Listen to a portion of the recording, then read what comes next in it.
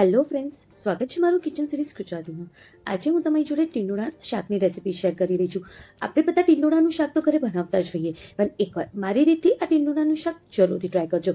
ખરેખર તમને બહુ જ ગમશે અને અઠવાડિયામાં 4 વાર બનાવવાની ઈચ્છા થશે. એટલા ટેસ્ટી આ ટીંડોળાનું શાક બનીને રેડી થાય છે. ટીંડોળાને જ્યારે આપણે માર્કેટથી લઈએ અને જ્યારે આપણે ટીંડોળા બનાવવાના હોય ત્યારે મીઠાના પાણીમાં થોડીક વાર પલાળીને સરસ રીતે નેપકિનથી લૂસવાનું.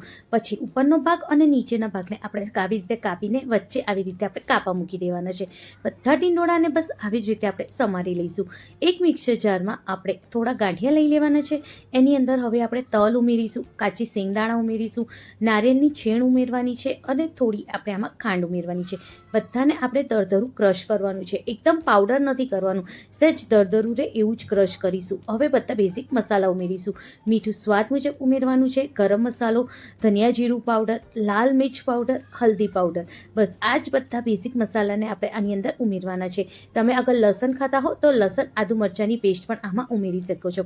હવે આની અંદર આપણે જે બી તેલ ઘરમાં ખાતા હોઈએ એની 2 થી 3 ચમચી જેટલું તેલ ઉમેરવાનું, જેથી જ્યારે આપણે એને બધાને સરસ રીતે મિક્સ કરીએ ને તો બધા મસાલા જે છે, જે આપણે પાવડર રેડી કર્યો છે એની જોડે સરસ રીતે મિક્સ થઈ શકે, કંઈક આવી રીતે. મસાલાને હવે આપણે ટીંડોળામાં ભરીશું, જેથી જે આપણા ટીંડોળા છે એકદમ ચટપટા બનીને રેડી થાય. બસ આવી જ રીતે પણ સરખા મસાલો ભરીને આપણે બધા ટીંડોળાને આપણે રેડી કરી દેવાનું છે. જો કંઈક આવી રીતે. હવે એક કુકર લઈ લઈશું. કુકરમાં આપણે થોડું તેલ ઉમેરીશું. મેં અહીંયા ટામેટાને ક્રશ કરીને એની પ્યોરી કરી નાખી છે. એટલે હવે એ પ્યોરીને સહેજ તેલ જ્યારે ગરમ થાય તો એ પ્યોરીને આપણે તેલમાં ઉમેરીને સરસ રીતે શેકવાની છે.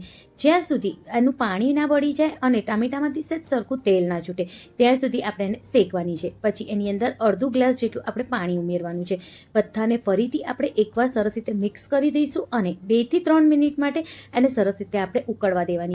અને ટામેટાની ઉપર આવી રીતે તેલ દેખાય પછી એમાં આપણે જે ટીંડોળાને આપણે મસાલાવાળા ભરીને મૂક્યા હતા એ ઉમેરવાનું. જેટલો બી મસાલો બચ્યો છે બધો મસાલો પણ જોડે મિક્સ કરી દેવાનું. હવે બધાને આપણે એકવાર સરસ રીતે આપણે મિક્સ કરવાનું છે. જ્યારે બધું સરસ રીતે મિક્સ થઈ જાય તો જરૂરત મુજબ આપણે આમાં પાણી ઉમેરવાનું છે. પાણી ઉમેર્યા પછી આપણે કુકરને ઢાંકણું લગાવી દેવાનું અને 3 વિસલ સુધી એને સરસ રીતે મીડિયમ ગેસ ઉપર આપણે સરસ રીતે કૂક થવા દેવાનું છે. જ્યારે એકદમ સરસ રીતે કુકર ઠંડુ થઈ જાય પછી જ આપણે એને ખોલવાનું છે. ખોલવાની કુકરને ઉતાવળ નહીં કરવાની. જ્યારે એકદમ સરસ ઠંડુ થઈ જાય પછી આપણે કુકરને ખોલીએ ને તો જે આપણું શાક છે એકદમ સરસ રીતે સેટ થઈ ગયું. અને જો એકદમ ઝટપટ અને એકદમ સરસ ટીંડોળાનું શાક બનીને રેડી છે. ઉઠવામાં જે દિવસે મોડું થઈ જાય તો આ શાકની રેસીપી જરૂરથી ટ્રાય કરજો. ગમે તો લાઈક કરજો. Thank you.